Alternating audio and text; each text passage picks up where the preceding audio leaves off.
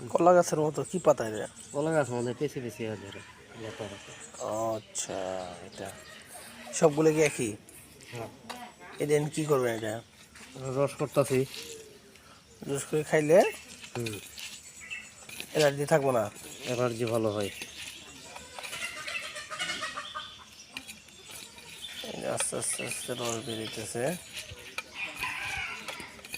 Allergy আসলে গাছ allergy গাছ শরীরের ব্যথার জন্য কাজ করে। তারপর যাদের ডায়াবেটিস আছে সেই কাজেও লাগে। এটা খালি পেটে প্রতিদিন সকালে খালি পেটে রস খাইতে হবে। দেখেন রস করতেছে। আসলে গাছ গাছলার ওষুধ হলো সবচেয়ে মহা ওষুধ। এর আগে আমি অনেক ডাক্তার দেখাইছি কিন্তু কোনো কাজে আসে নাই, কিন্তু এই পাতার রস খেয়ে অ্যালার্জি অনেকটাই কমে গেছে। যাক, সুপ্রিয় দর্শক মণ্ডলী, আপনারা ভিডিওটা দেখবেন, শেয়ার করবেন।